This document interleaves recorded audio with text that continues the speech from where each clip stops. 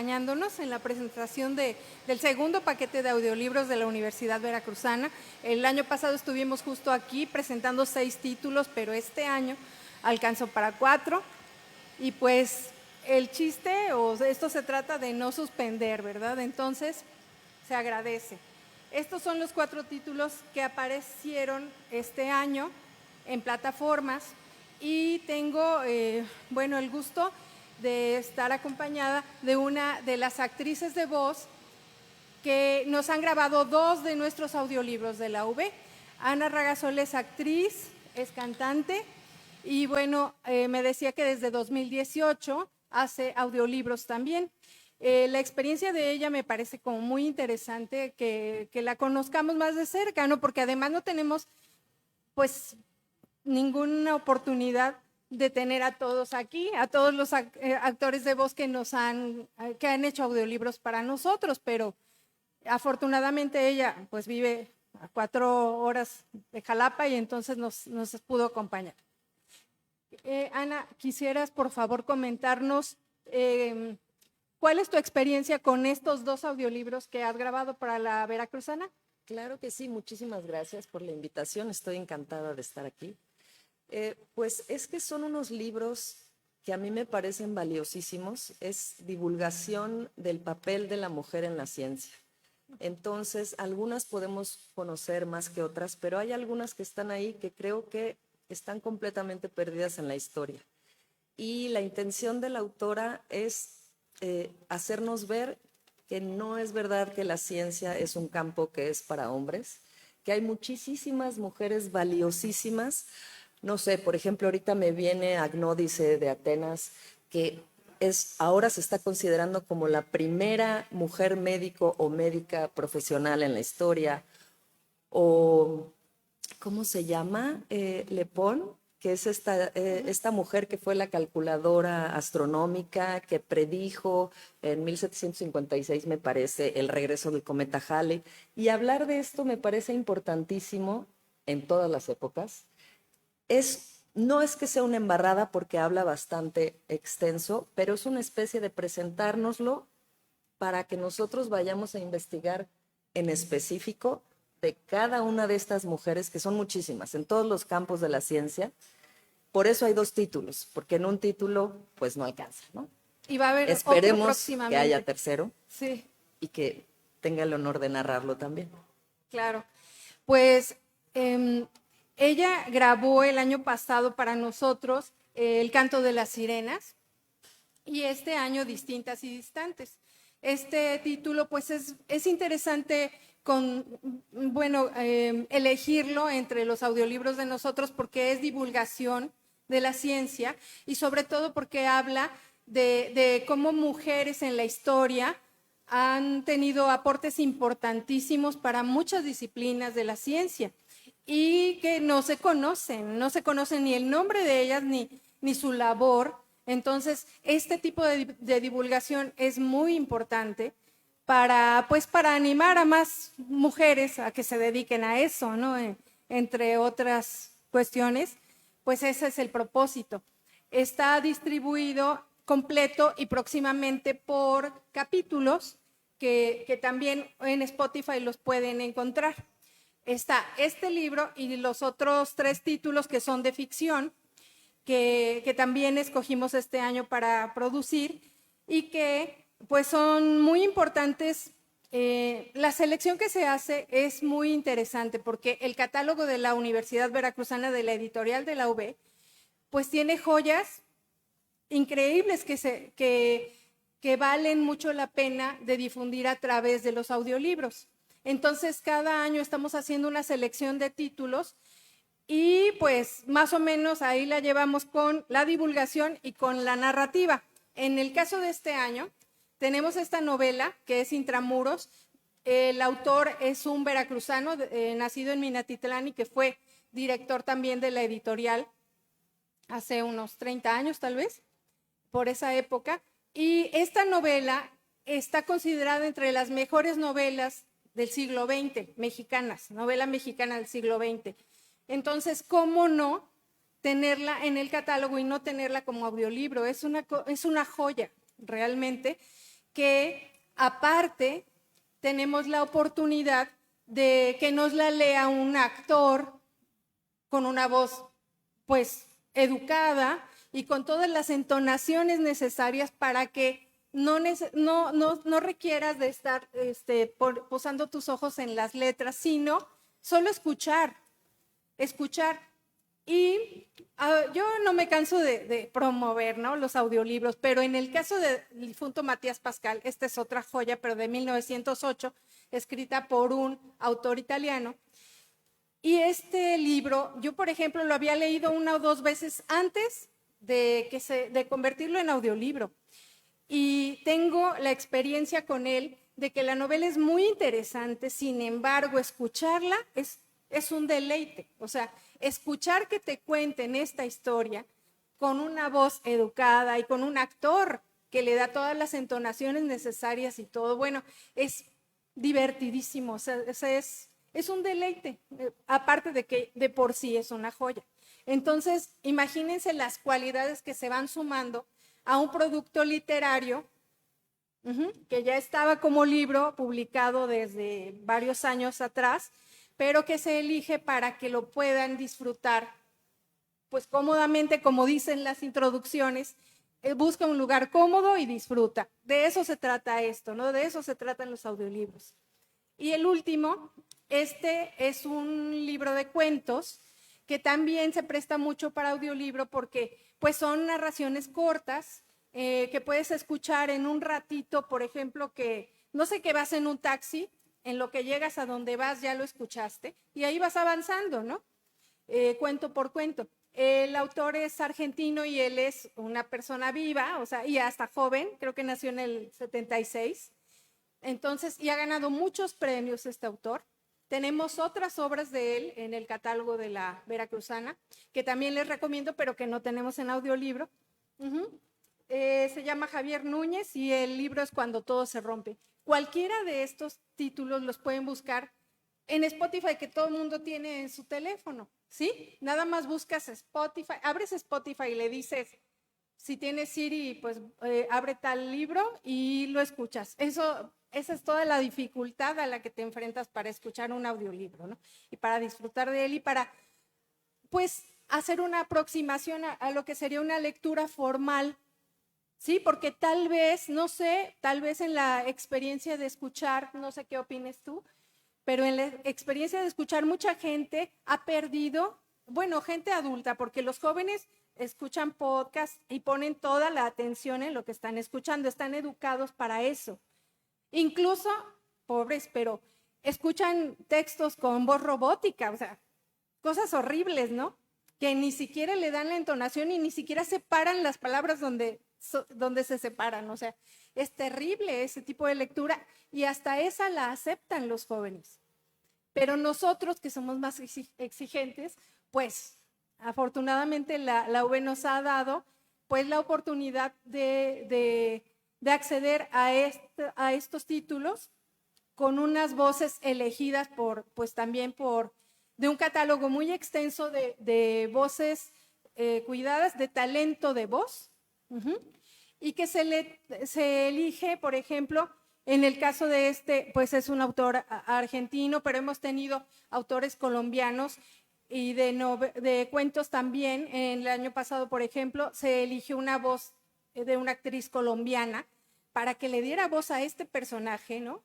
Y que no lo podías escuchar con una voz, pues de otro lado, la verdad, ¿no? Tenías que escucharla así como está escrito, con una voz joven y pues ese acento, ¿no? Ese acento que se espera escuchar en un audiolibro, contrario a la voz robótica o a la voz pues de cualquier maestro que se pone a leer su texto, su libro de texto y que lo graba y que que los obliga a escuchar, ¿no?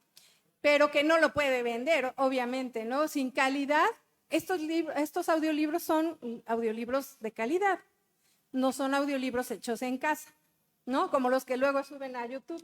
No sé qué opines de eso, porque tú como actriz, pues tienes que defender el hecho de que se haga profesional este tipo de trabajo, ¿no?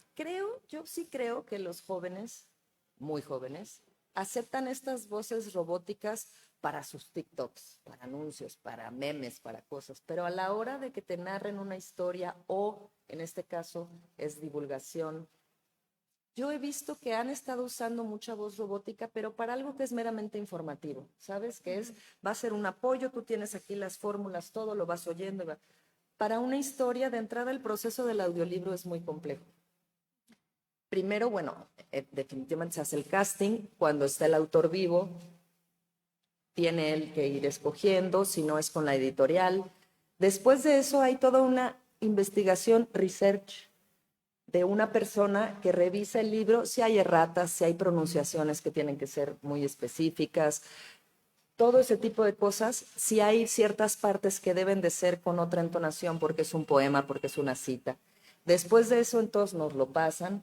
Tenemos que tener un director y un ingeniero que a veces hay director, a veces no, es preferible que lo haya. Pero entonces nosotros nos dedicamos, para tener una hora de audio, hay veces que se pueden tardar, puede ser 2 horas. Yo soy de 2 a 1. Por 2 horas que grabo queda 1 hora. Hay gente que es de 3 y de 4. Y hay gente que lee y no se equivoca jamás. Depende. Pero no importa eso, lo importante es la interpretación que tú le das y que no solo sepas leer, sino que sepas ver el subtexto, el contexto, todo lo que está pasando. Si hay muchos personajes, hay veces que te dan la libertad de cambiar el tono tanto como quieras para hacer la voz del abuelo, de la mamá, del tío, del niño, de todo. Hay otros autores o editoriales que quieren que sea sutil.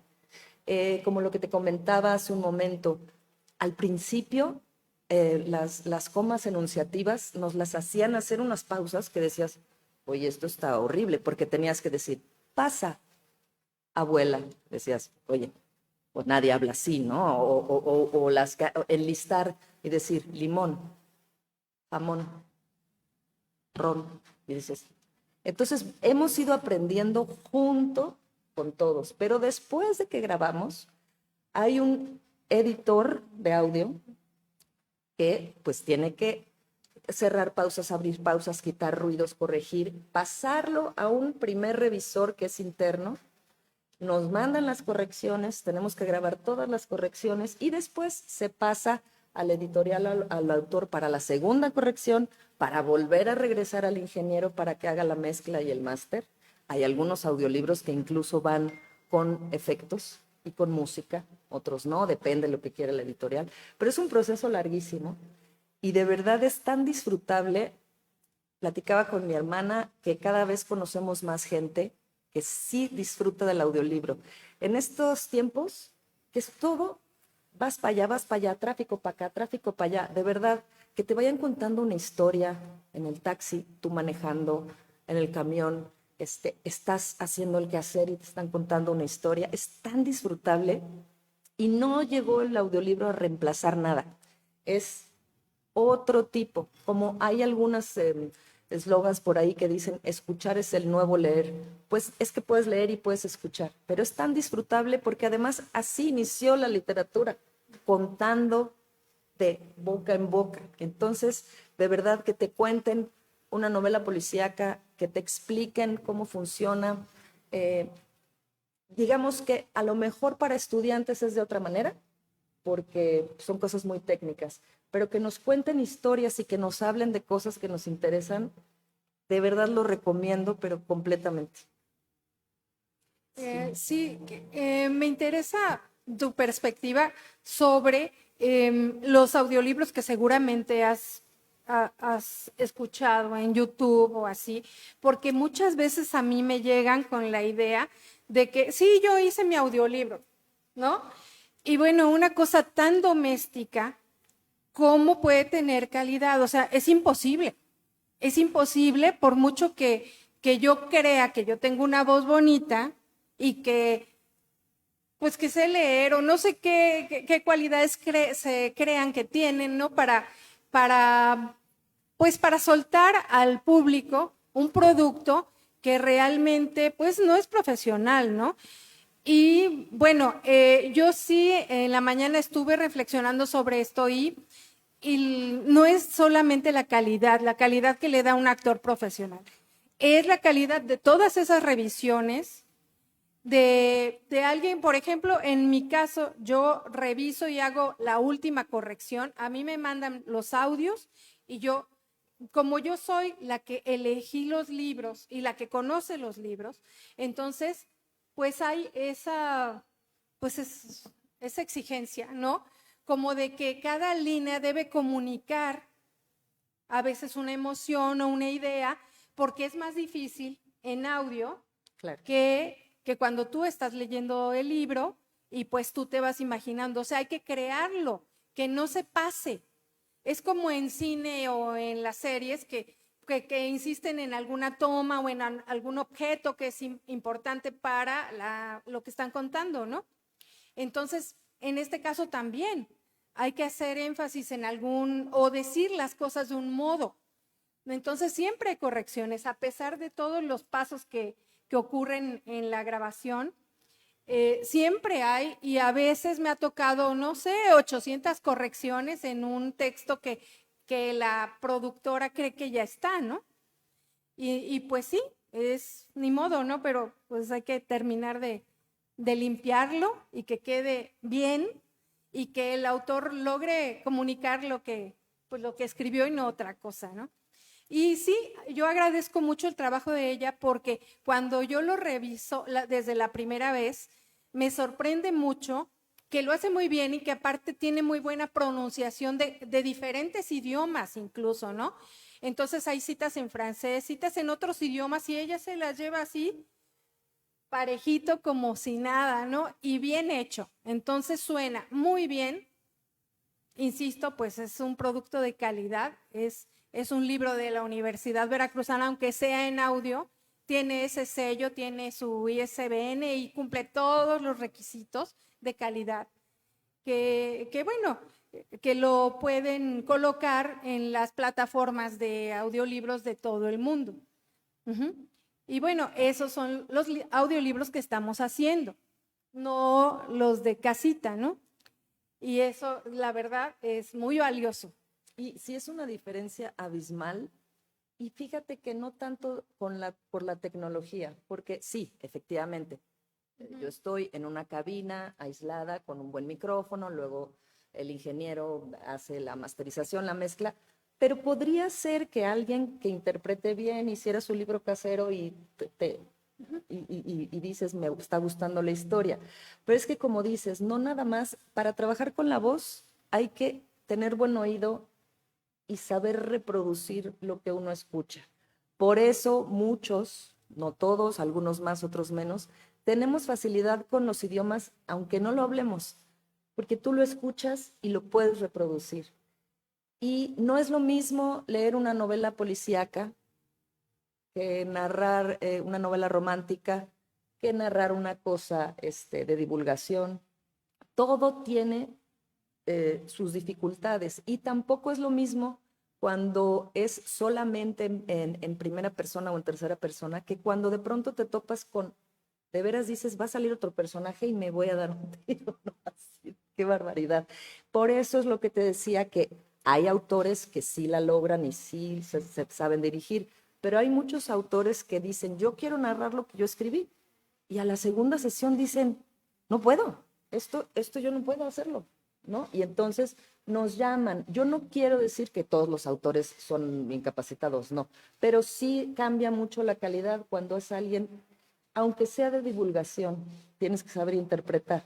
No te quiero decir qué te voy a decir, en el año de... No, pero es una narrativa completamente diferente y sí es muy importante. Todos los de YouTube que creen que lo hacen, yo pienso, digo, por algo tienen pocas escuchas, ¿no? Pero sí se tiene que preparar uno para hacerlo. A veces también el problema pues es lo económico, ¿no? Porque ahí te dicen descarga gratuita y pues ahí le das, ¿no? Pero también lo que ofrecen son los mismos títulos de siempre, o sea, los clásicos de siempre. Por ejemplo, ¿no? Yo siempre he pensado, ¿qué caso tiene subir no sé, Los Tres Cochinitos, ¿no? O sea, una vez más, después de que está 500 millones de veces hecho en YouTube, hay que elegir textos que puedan llegar más allá, pero que Por ejemplo, literatura local de nosotros, veracruzanos, esta que les mostraba, pues es una novela que ocurre en el puerto de Veracruz, ¿sí? Es un grupo de españoles que llegan, que son exiliados y que viven en ese Veracruz amurallado de entonces. Y eso es una metáfora también porque ellos como exiliados viven igual así, incomunicados y con esa dificultad para acostumbrarse a otra cultura y extrañando siempre su patria y todo. Entonces es como estar amurallado dentro de ti mismo y también dentro de la ciudad de Veracruz de entonces, ¿no? Todas esas sensaciones y que son un poco parte de la historia de Veracruz, tratamos de darlas a conocer. Es literatura veracruzana, en estos casos solo este título, pero el año pasado sacamos otros títulos que también son de autores veracruzanos y que tienen lugar las historias pues en espacios veracruzanos, ¿no? Entonces, eso es lo que hay que contarle al público y lo que la UB puede ofrecer, ¿no? De su catálogo. Dar a conocer también la cultura veracruzana a través de los audiolibros y seleccionar del catálogo, pues cosas que puedan aportar y que no existan en otro lado, ¿no? Que no se repitan, pues no tiene caso hacer un esfuerzo que ya alguien más hizo, ¿no? Sino que obras, darlas a conocer por ese medio, porque además, como decías, cada vez hay más gente en el mundo y sobre todo después de la pandemia que escucha audiolibros. La pandemia fue pues el lugar perfecto para disfrutar porque estabas encerrado, estabas como amurallado así también, ¿no? Y entonces pues no cansas tus ojos, o sea, en ese momento fue el auge de los audiolibros, de las mascarillas y de otras cosas, ¿no? Pero la verdad es que echar a mano de audiolibros no es nada más para pasar una pandemia o una enfermedad, ¿no? O no sé, en el hospital, como decía ella, cualquier momento en el que tienes un tiempo libre y que no te quieres cansar, porque muchas veces uno trabaja 8 horas diarias o 12, en caso de los estudiantes tal vez 20, frente a una pantalla, ¿no? Entonces, los jóvenes creen que leyendo así en esta miniatura no se les van que no van a padecer dentro de 20 o 30 años y van a ver que sí, nosotros no leímos así, no desgastamos tanto los ojos y mírennos, ¿no? Entonces hay que descansar los ojos y con audiolibros aprendes, disfrutas y bueno, es como siéntate, ¿no? Siéntate y escucha, no hay ningún esfuerzo que hacer. Y que estén, como dices, con buena calidad. No hay nada como sentarte a escuchar que te cuenten algo, sea científico, sea una historia, pero si te lo cuentan, hablan, pues, ¿no? Te aburres. Tiene que ser algo que capte tu atención y que digas, así como estás en el Netflix, si quieres otro capítulo, que estés y digas, no, pero ¿qué va a pasar? Quiero seguir. Sí sucede, de verdad. Y además, justo porque decía, no, es que me quita la imaginación. Justo no, porque es audio. Entonces tú te puedes ir imaginando los personajes, los escenarios. De verdad, sí lo recomiendo mucho y que busquen cosas de calidad. Tu labor, de verdad, yo la admiro muchísimo. Has hecho una labor titánica para lograr todas estas producciones y te agradezco tanto. Pues yo le agradezco a la Universidad Veracruzana y al director actual, porque yo tenía 12 años persiguiendo el proyecto de los audiolibros y tocando puertas de la dirección y jamás nadie me hizo caso. Ahora hay que seguir tocando puertas, pero para que la gente le ponga play a los audiolibros. O sea, realmente siempre es una labor, ¿no? Siempre hay que convencer de que es necesario producirlos, convencer de que los escuchen. Siempre es una labor que no se termina, pero pues si no se hace, si no la hacemos nosotros, ¿quién, no? Las universidades públicas de México no están interesadas porque además es pues económicamente sí es un peso que no está en los proyectos de antes, ¿no? Realmente no está considerado ese gasto. Pero pues ya que somos pioneros, pues hay que guardarle un un dinerito a los audiolibros, ¿no? Para que podamos continuar. Para seguir contando historias de verdad, porque como dices, tienen un catálogo valiosísimo y no se puede dejar ahí, ¿no? Y en cuanto a lo que decías de las series, ahí también se pasa mucho tiempo. O sea, uno cuando ve ya llevas 8 horas pegado y los ojos no están descansando tampoco de la computadora ni de la luz del color que sea. O sea, se siguen quemando tus ojitos, ¿no? Y tu imaginación no está trabajando tanto, ¿no? No. Como escuchando una historia. Exacto. Sí. Y son las mismas horas, o sea, las mismas 8 horas que puedes estar viendo así, con toda la ansiedad instalada, una miniserie hasta que la terminas, pues esas mismas horas las dedicas a un libro. Por ejemplo, estaba viendo que Intramuros lo escuchas en 8 horas, pero hay otros, bueno, en este caso no son tan cortos, pero el año pasado sí sacamos varios títulos de menos de 3 horas, ¿no? Entonces, pues es una tarde, o sea, realmente incluso hasta se puede uno reunir para escucharlos en grupo. Yo que tengo un taller de lectura, he estado usando los audiolibros para el grupo y sí les gusta porque ya están acostumbrados a estar siguiendo la lectura acá, ¿no? Pero escuchándola. Y bueno, qué beneficio, ¿no? Porque cualquiera de los presentes que se ponga a leerlo, pues no es lo mismo, ¿no? Y entonces escuchan y leen o solo escuchan porque la gente ya se va adaptando y de pronto cierra el libro y se pone a escuchar, ¿no? Eso es aprender a, pues ya dominar el arte de los audiolibros como escucha. Y me acuerdo mucho de la generación anterior a nosotros que escuchaba mucho radio y que escuchaban historias en el radio, ¿no? Radionovelas. Radionovelas y textos, o sea, textos así, ¿no? Con muchos efectos especiales y todo, pero que se reunían alrededor de la bocina y todo el mundo ahí pegado y cada día el otro capítulo y así. Pues eso es muy saludable porque crea también comunidad. Ojalá se pudieran usar así, que no sé, en alguna casa decir, vamos a escuchar un capítulo hoy, vénganse a la sala y lo ponemos, ¿no? Entonces, hay muchas formas de disfrutarlos y nosotros vamos a procurar seguir luchando para que tengamos más y crezca nuestro catálogo de audiolibros. Incluso ahora que estás diciendo de las series, este libro de Distintas y Distantes justo acaba de hacerse serializado para que tú puedas escuchar un capítulo, otro día otro capítulo, ¿no? Está de ese modo y se va haciendo más fácil. Yo sí creo que así como ha crecido mucho en todo el mundo la industria del audiolibro, en México tardó más, pero cada vez viene con más bríos, con más gente interesada en producir audiolibros, mucha más gente preparándose para narrar audiolibros, le van dando muchísimo más, así como dices tú, el toque de calidad, que no nada más sea, métete a un estudio, grábame, vale. Tú revisas, no nada más justamente que haya erratas o que haya una palabra que se dijo mal, que pasa, porque son tantas horas, sino que revisas que sea la intención que se necesita para ese pasaje y eso es valiosísimo. A mí me ha tocado estar en producciones que no lo hacen y digo, pues yo mejor ya con ellos no quiero trabajar, porque vamos, no es disfrutable ni para uno ni para el escucha.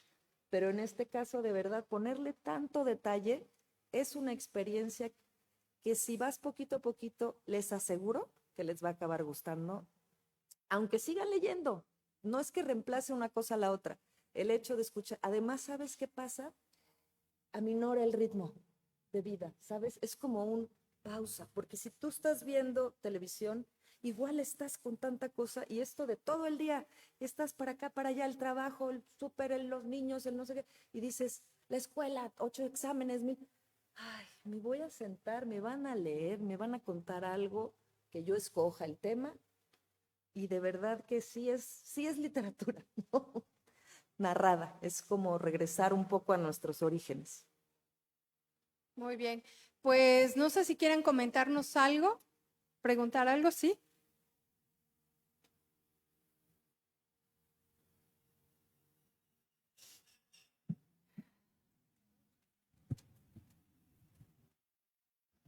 Gracias. Muchas gracias, Ana, por la colaboración con la editorial de la Universidad Veracruzana. yo creo que también tenemos que destacar el papel de los audiolibros o la trascendencia de los audiolibros para personas con algún conflicto, algún problema, alguna debilidad visual, que no nada más es por descansar los ojos, sino que es una necesidad para leer, porque un audiolibro, un audiolibro es leer, o sea, no hay más, ¿no? Estás leyendo con los audiolibros. Entonces, bueno, creo que la Universidad Veracruzana, a través de la editorial, lo que estamos haciendo es justamente dar que también forma parte del proyecto rectoral de esta administración, pues apoyar esta parte, ¿no? De distribuir los libros, de hacer llegar los libros no solo a las personas que estén muy lejos, sino que tienen alguna, ajá, exactamente, que no pueda leerlo como lo hacemos la mayoría, ¿no? Eh, y otra cosa es que a mí me gustaría que nos contaras tu experiencia de grabación, porque yo, como lo dice Leti, yo a partir de la pandemia me hice fan de los audiolibros y he escuchado varios, así como que me han gustado mucho desde las voces, las historias. He escuchado también autores que lo leen y no, tienes mucha razón. No, para nada los autores, las autoras son buenos lectores de su propia obra. Y bueno, algunos cuando son muy largos, yo me imagino que tardan, no sé, un día grabando y me puedo dar cuenta cuando ya estaban como cansados y el siguiente capítulo, o no es, no terminan un capítulo, sino como que a lo mejor en cierta página se quedaron y lo siguen leyendo y ya es así con el ánimo. Entonces, a mí me da mucha curiosidad por saber cómo es ese proceso de grabación, porque tú dices, bueno, en 2 horas grabo lo que se va a escuchar 1 hora, ¿no? Pero ¿cómo es esto? ¿En qué momento descansas? ¿Cómo lo divides? ¿Cómo es este proceso tan maravilloso de los audiolibros? Qué fortuna es que en México ya podamos escuchar más en más aplicaciones, no solo Spotify, no solo en YouTube, afortunadamente con voces preparadas como las tuyas, no como las robóticas, como dice Leti, ¿no? Que, ay, no, gracias, porque luego ni los acentos ni las pronunciaciones se escuchan bien, ¿no? Entonces, bueno, muchas gracias nuevamente y me gustaría escuchar tu experiencia. Bueno, primero, en cuanto a lo que dices de también, evidentemente, la industria del audiolibro empezó para quien no podía leer un libro, pero empezó justo con esas voces, pero que dices, es que esto es para aburrir a todo el mundo. Y gracias a todo esto, ya tienen acceso también a audiolibros que sí los pueden llevar a otros mundos y aprender muchísimo más, y eso es también increíble. Y del proceso, mira, no es que grabes todo un día. Yo en lo personal, hay gente que se pone a grabar 8 horas, ¿no? Con breaks a lo mejor, con cortes cada 2 horas o así.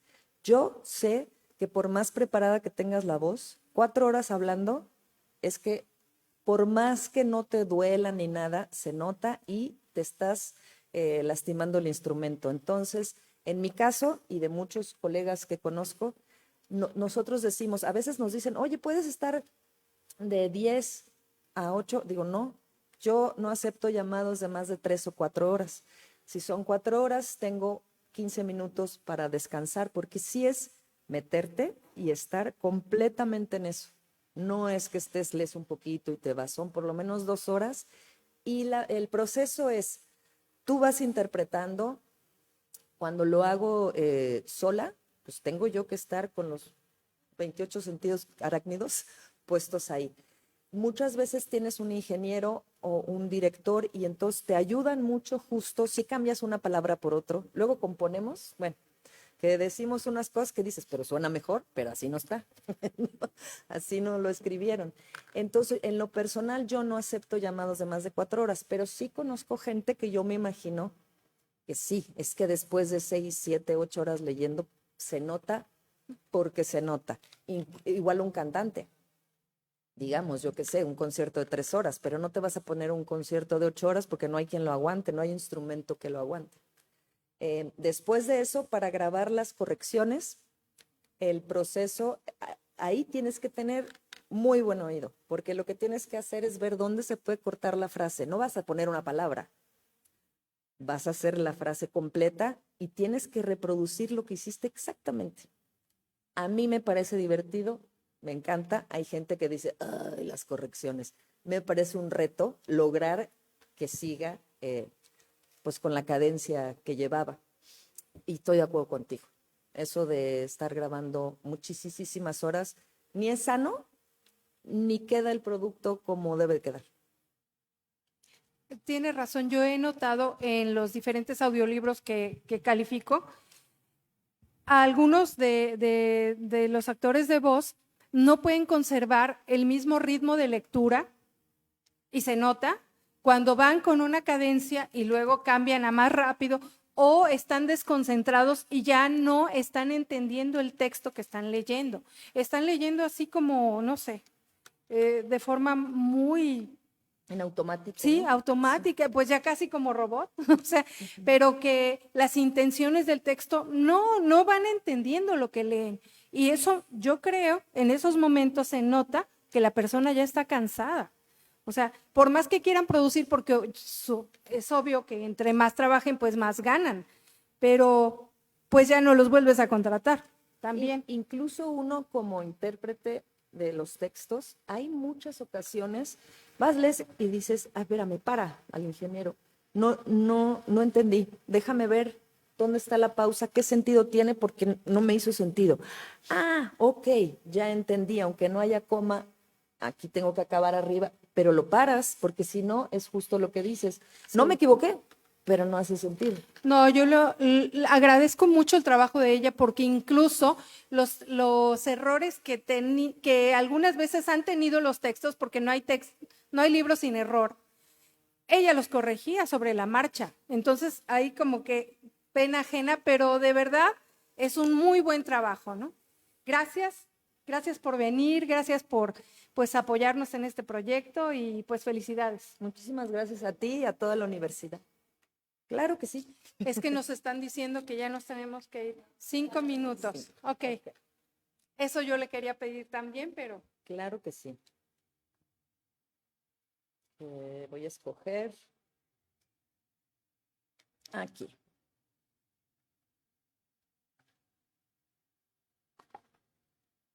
Ay, perdón. Capítulo 6. Una astrónoma en la sombra. María Winkelmann Kirch. Hay en Berlín una mujer en extremo docta que podría pasar por algo fuera de lo común. Sus logros no pertenecen a la literatura ni a la retórica, sino a las profundas doctrinas de la astronomía. Gottfried Wilhelm Leibniz. La astronomía ha sido quizá una de las disciplinas científicas que más ha llamado la atención de las mujeres, pues es un hecho que desde la más lejana antigüedad encontramos registrados nombres de damas que dedicaban buena parte de su tiempo a observar los cielos y el movimiento de los astros. Desde la legendaria Eneduana, 2300 a 2225 a.C., hasta Jocelyn Bell en nuestro siglo, la inmensa constelación de nombres femeninos configura una larga serie que bastaría para emprender la tarea de escribir un capítulo entero de la historia de la astronomía que nos hiciese posible determinar sus innegables contribuciones a dicha ciencia.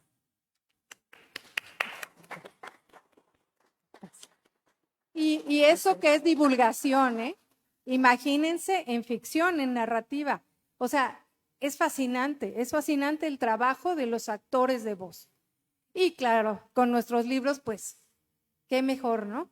Muchas gracias por asistir y ojalá abran su Spotify y le den play a los audiolibros de la Universidad Veracruzana. ¿Están en aplicaciones también? En muchas aplicaciones. Sí. Si siguen las redes de la editorial de la Universidad Veracruzana, se van a dar cuenta de todas las plataformas de todo el mundo en las que están disponibles los audiolibros de la UB, que en este momento pues son estos títulos, pero que esperemos que en un año pues sean un poquito más. Muchas gracias. Buenas tardes. Muchísimas gracias.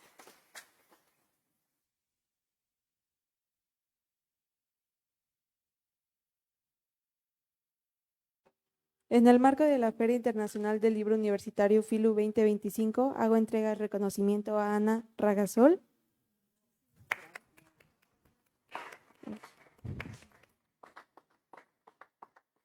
y a Leticia Cortés. Gracias.